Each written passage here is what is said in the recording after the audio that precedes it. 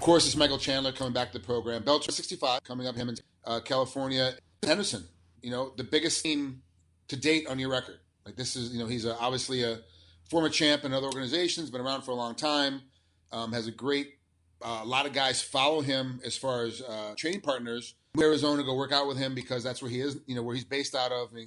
Even a lot of guys bounced up from teammates when there was a coaching staff change. Some guys moved up to Phoenix and went up in that direction. Was there ever a time back then, because you're part of one of those guys that kind of moved around, you went to Black Zillions when Neil moved to Black Zillions, that's where you do your training camps, but you and your wife still live in San Diego. Was there ever a time where you were thinking about going up to Phoenix and training in the same area as Benson? Well, I mean, I did the one camp in Phoenix, but I did that strictly with Power MMA, and it was kind of interesting knowing that, he was training just 30, 40 minutes away across the greater Phoenix area over there in Glendale. But no, I mean, for me, I knew that mine and his paths were going to cross eventually. I mean, this dates back all the way to 2011, 2012 when he was a champion of the UFC. I was champion of Bellator. We were both ranked number 1, number 3 in the world. And people always threw out that what if fight, what if these two guys fought, how would it happen? Now, luckily, a couple years later, it finally gets to happen, and it's a fight that I'm extremely excited about. It's a fight that I think is happening at the right time for me, the wrong time for him, and I'm just superbly confident that I'm going to go in there and get the finish less than 2 weeks now.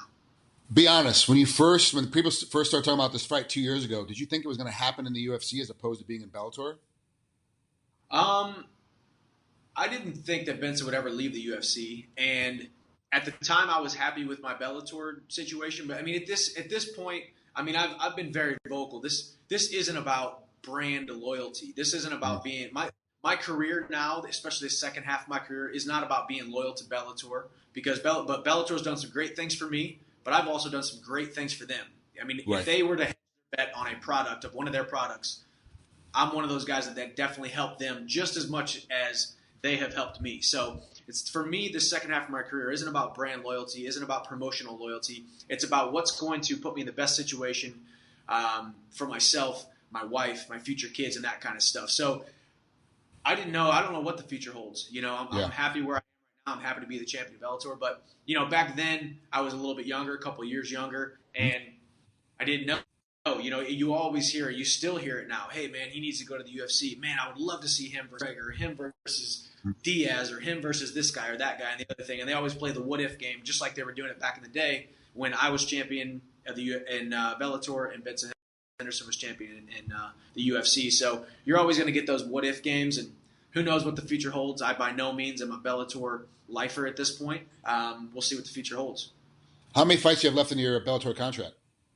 Probably 4 fights left on my contract. Oh, so you got at least another year, maybe more left on it. Yeah. So it'll be, for me, it's the perfect amount of time for me to continue to settle into what I think is my prime of my career. I'm still getting better. I'm still scratching the surface of my abilities in this sport, and I knew that, as well as kind of sit back, be in a good situation with Bellator, and see what the two promotions kind of how they mesh together. Now you saw Josh Thompson come over. You saw Ben Henderson come over. Now you see Phil Davis is the light heavyweight champion here at Bellator. He was a UFC guy who came over. Matt Mitrione. I mean, Rory McDonald. The list goes on and on. Who knows what the landscape is going to look like a year from now? It gives me another year to take an outsider's perspective, look at it, do well in my fights, be 4-0 in my next 4 fights, and continue to keep this belt and see what happens.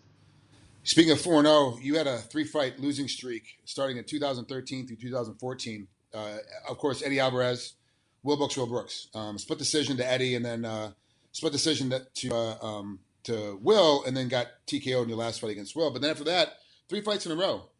Seemingly easy victories. Like you look at it, first round wrist choke, second round TKO, and then a first round knockout on your last one against Patricky. So has fighting actually become easier? Because these are some names like Rickles, Campos, Patrick, like these are some named guys in Bellator, and you kind of seem to be having an easier time with them. When you say that you are just now coming into your own as a fighter, is it real? Do you really see that much of a jump in between each training camp and each fight? Like, wow, I'm really like 5 or 6% better. Yeah, I really do, and it's crazy. It's cool to be able to go out there and show. I mean, it is crazy. I have 15 wins now, 13 finishes, and I think 11 of those in the first round, or 10 of those in the first round. I mean, I'm a first round finisher, come out fast, finish fights. I mean, and just run through people and overwhelm them. But I think my last performance was my favorite performance of my entire career.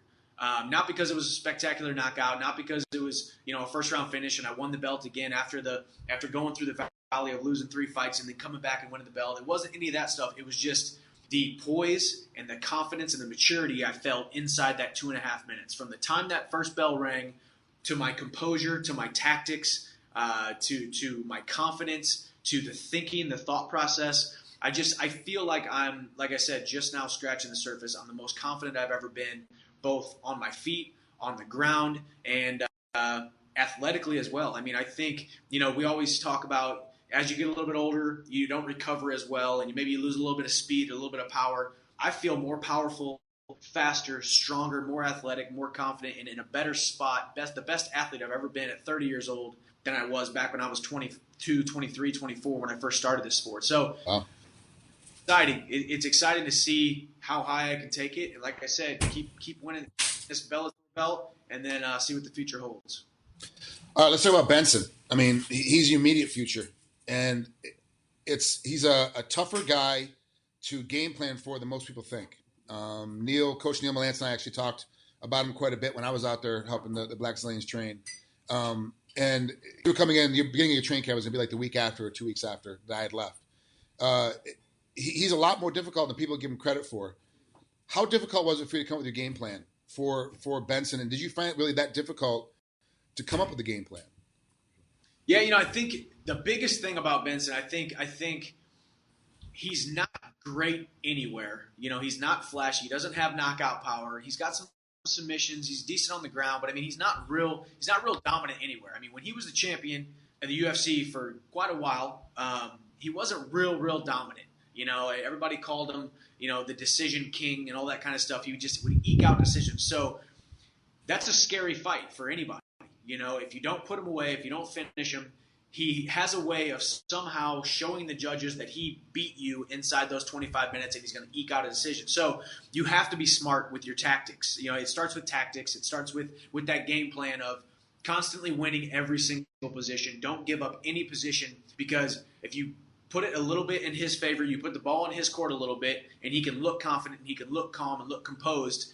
He puts on that facade, that fake facade of, I'm winning this fight, and judges somehow see that as confidence, and he ends up winning fights. Even in his 2 fights ago when he fought that Russian, it's the middle of the 5th round. He just got beat up for 4.5 rounds, 22 minutes, and he still looked just as confident in the 5th round as he did in the first round.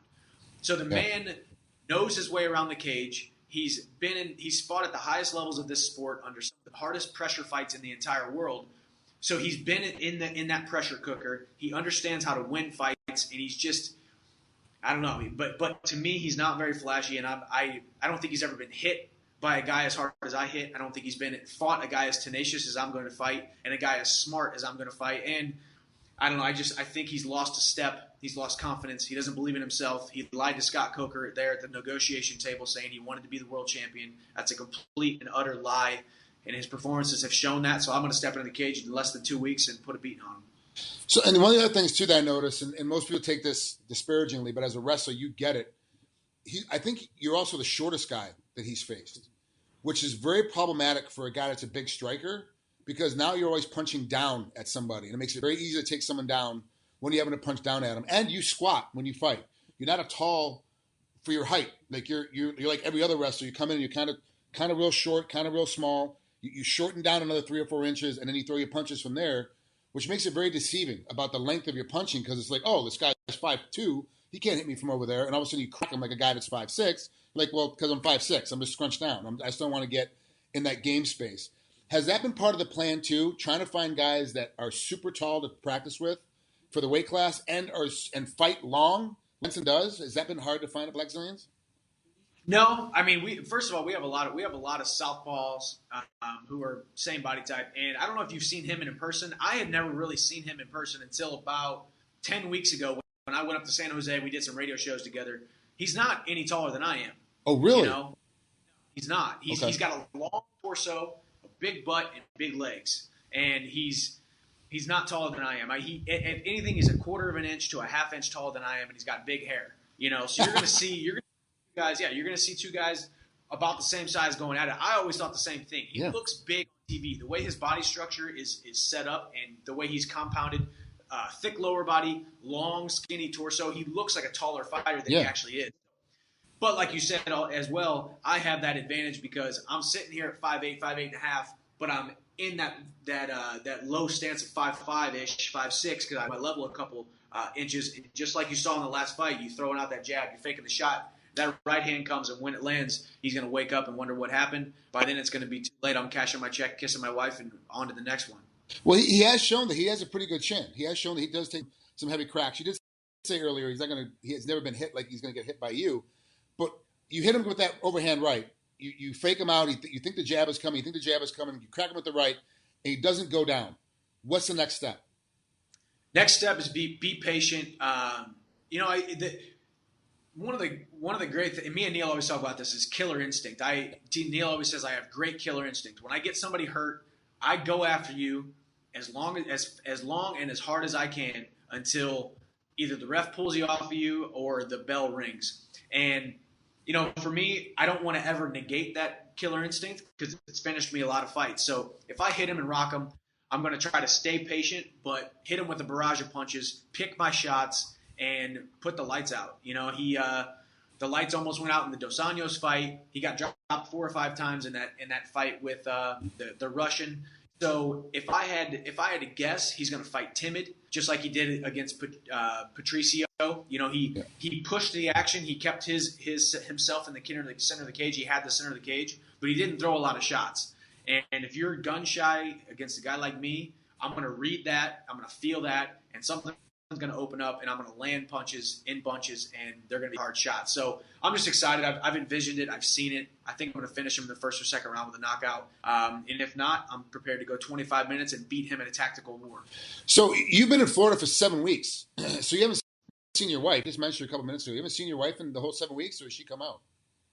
She came out 2 weeks ago. So I haven't seen her 2 weeks. I won't see her for 2 more until we go to San Jose. So this camp was – the last camp I was here, she came out twice because her work schedule allowed it. This time her work schedule, she's a workaholic. She has 2 jobs and she's trying to pick up a third one. She's an absolute nut, and I think that's why we work so well together. But her work schedule just doesn't permit it, and she enjoys working while we're both young and don't have any kids yet. Because as soon as kids come, I'm going to make her hey, slow down on the work. Let's build a family, and let's enjoy life, and let's enjoy this next chapter of our life. And I'm going to keep on rolling heads and cashing checks.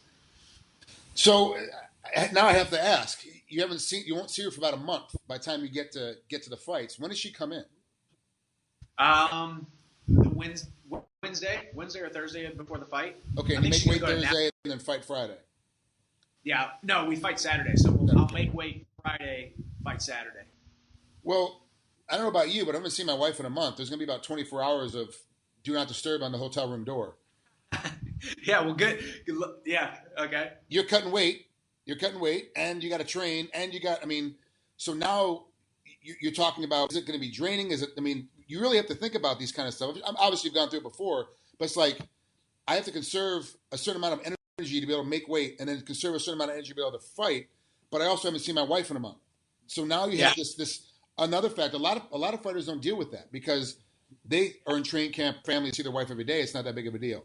You're one of the rare guys who actually leaves San Diego for a full 8-10 weeks for a training camp, and then you see your wife sporadically in between it. But that's also kind of your relationship. It's been that way since you guys started dating. Yeah. So I think for us, her and I both have we are very good at, I don't want to brag, but I feel like we are very good at delayed gratification, and that's something that is to be admired in society. In society today, we're so much about that instant gratification. And with instant gratification, you see as much fruit, you know. So I mean, for us, it just works. It works well for us. I mean, yeah, I'm gonna see her, and yeah, I'm gonna wanna jump all over her, you know, when I first see her. You know, I have a task at hand, and the task at hand is going to be Saturday night. And when I get done knocking out Benson, and they put the belt back around my waist, and we get done with the press conference, we're going to enjoy some time together, enjoy some time with my team, celebrate with my team, and then you better believe there will be a do not disturb sign on our house door for about a week. Don't call me.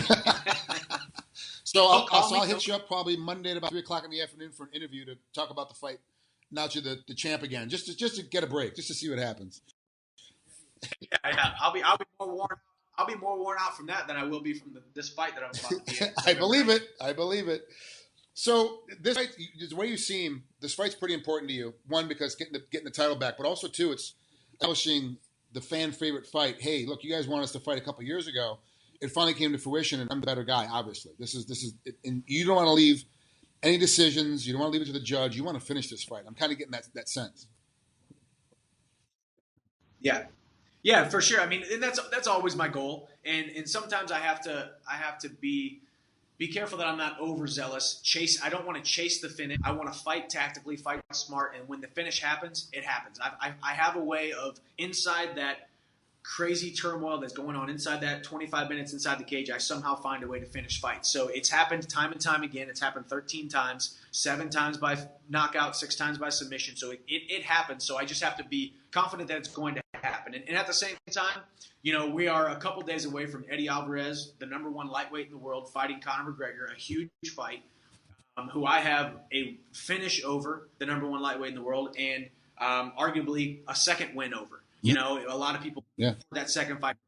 So right now is a big time for me. I mean, these guys are going to fight. Eddie Alvarez is going to prove that he is either the best lightweight in the world again, or Conor's going to beat him, and we're going to see. And then the next week, I get a chance to put an exclamation mark inside my career by finishing, you know, one of the top lightweights in the world. He was ranked inside the top 8 before he left the UFC and came over to Bellator. So, you know, in my mind, this is a big time couple weeks for me. I mean, I think. If you look at me and you say, oh, you're over there in Bellator and you're fighting these guys, you're not fighting the best guys, this, that, and the other thing, that's fine. But you can't deny the fact that I finished the #1 guy in the world and had a fight of the year with him and arguably beat him again. So I have Eddie Alvarez's number, I think. And if that fight ever happens again, I'd love to be able to do it. But I'm not here to take the shine away from him and Conor. I'm excited to watch that fight. I will be watching it here in Florida. But it's a big 2 weeks for myself, so I'm excited about it.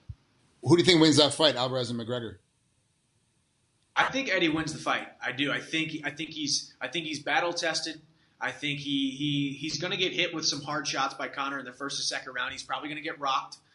So he might lose that first and second round. But when it comes to those championship rounds, when it comes late in the 3rd round, the 4th round, the 5th round, I've felt his power never wane. I felt his cardio and conditioning never wane, never diminish. You know, his sustainability inside the cage is something to be admired, and I think that's why we put on such great fights both times that we fought. Was you just had 2 guys that were going to refuse to say quit, and you know, if they would have let us fight 10 rounds, we probably would have went 10 rounds. You know, that's just how he is, and that's how I am. So I think Eddie wins by unanimous decision. I think he wins three out of the 5 rounds, especially those later rounds. Conor's going to come out very, very confident, spinning, chest up, hands up. He's going to be that confident Conor that we like to see, and that guy that we yearn to watch because he's a wild card. And then when you see him hit that ball, he's going to slowly diminish, and I think Eddie's going to capitalize and beat him, similar to the first Diaz fight and the second Diaz fight. But I think Eddie is more polished than Diaz, so I think Eddie's going to win that fight by decision. That's Mike Chandler, just bringing the Alvarez-McGregor fight come up here in the UFC, but he's got his own fight coming up November 19th. Bellator 165, Benson Henderson.